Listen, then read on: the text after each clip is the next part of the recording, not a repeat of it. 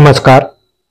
जी-टीव्ही news मराठीच्या रणसंग्राम या निवडणूक विशेष बातमीपत्रात आपलं स्वागत. मी विलास महल्ले.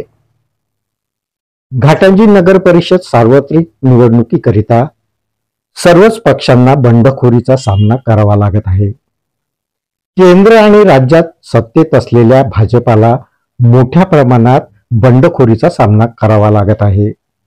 निवडणुकीच्या रणधुमाळीला सुरुवात होते न होते तर नगराध्यक्ष पदाच्या उमेदवारीवरून प्रामुख्याने काँग्रेस आणि भाजपाला बंडखोरीचं ग्रहण लागलं.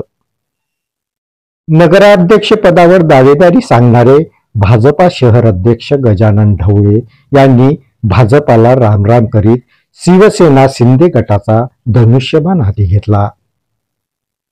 भाजपाप्रमाणेच काँग्रेसमध्ये सुद्धा नगराध्यक्ष पदावरून नाट्यमय घडामोडी घडल्याचं पाहायला मिळालं.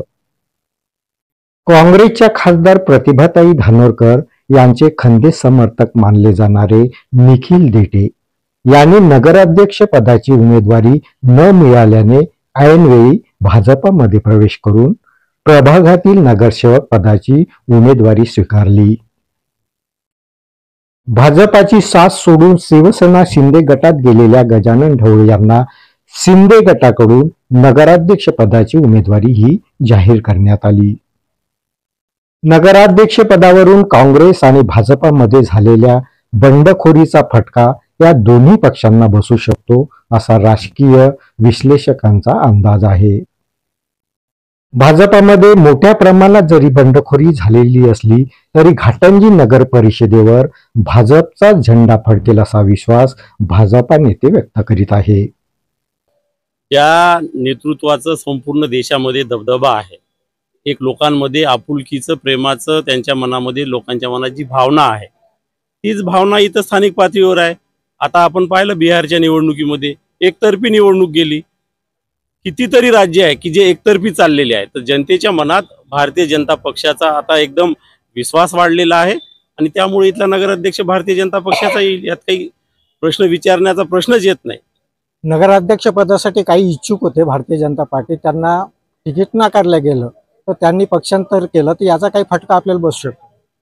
याचा फटका बसला असं तर काही वाटत नाही, कारण शेवटी हे संघटनात्मक विषयातून निवडणूक होत असते. खाली जे संघटन आहे भारतीय जनता पक्षाचं ते इतकं मजबूत आहे, कोणी आले काय गेले काय त्याचा काही फरक पडत नसतो, कारण संघटना जिवंत आहे आणि संघटनेचे लोक काम करतात, तेच लोकांना निवडून देणार. त्यामुळे आमचे जे नगराध्यक्षाचे उमेदवार आहे ते अतिशय कर्तबगार उमेदवार आहे. त्यांची संपूर्ण टीम या ठिकाणी ज्या भारतीय जनता पक्षाने या ठिकाणी दिलेली आहे ती सुद्धा एकदम चांगली टीम आहे.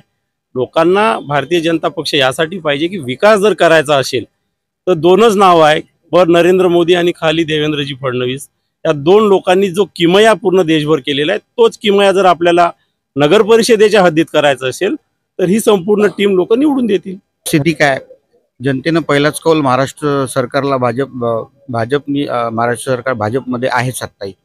कालच आपण तुम्ही बघितलं असेल का पूर्ण बिहार एक साईड आपल्या बाजूने झालेला आहे. जनता हे ओळखणारी झाली आहे, पहिल्यासारखी अशिक्षित हे जनता नाही राहिलेली आहे. जनतेला माहीत आहे कोण विकास करू शकतो कोण विकास नाही करू शकत. आणि जनतेला तुम्ही काही पण तुम्ही वेगवेगळे आश्वासनं खोटे आश्वासन देऊन जनता हे दुसऱ्या बाजूने टर होणारी नाही आहे. जनतेला हे माहीत आहे का या शहराचा जर विकास जर कोणी करत असेल हे फक्त भाजपच करू शकते आणि हे तेवढंच सत्य आहे. हे जे आता काही निष्ठावंत पक्षांतर केलेलं आहे यांची काही समजूत वगैरे घालण्याचा प्रयत्न होणार आहे का? नक्कीच प्रयत्न करू आम्ही भाजपच्या सगळे मोठे नेते आम्ही सगळे बसून आम्ही कार्यकर्ते बसून नक्कीच त्यांची समजूत करायचा प्रयत्न करू आणि ते समजतीलच. आणि शक्यच नाही आहे प्रत्येकाला समजा एका वार्डामधून 5 ते 10 लोकांनी समजा उमेदवारी मागितली तर कोणा एकाच आपण एका जणालाच देऊ शकतो. तात्पुरती हे नाराजी राहील, हे नाराजी नक्कीच दूर केल्या जाईल. भाजपची सत्ता नगर परिषदेवर येऊ शकते हे किती विश्वास आहे? नक्कीच विषय लोकांना हे माहित आहे. भाजपची सत्ता जर आले तर सगळे जे विकास कार्य आहे ते जसं केंद्र सरकार एक इंजिन आहे, महाराष्ट्र सरकार दुसरं इंजिन आहे आणि आपलं घाटंजी नगर परिषद तिसरे इंजिन म्हणून जेव्हा काम करू आम्ही या सगळ्या पद्धतीनं तर नक्कीच आपल्या घाटंजी शहराचा विकास कुठच्या कुठे राहील. रणसंग्रामच्या या बातमीपत्रात इथेच थांबतो. पुन्हा भेटूया रणसंग्राम निवडणूक विशेष बातमीपत्रात. तोपर्यंत पाहत राहा GTV न्यूज मराठी. नमस्कार.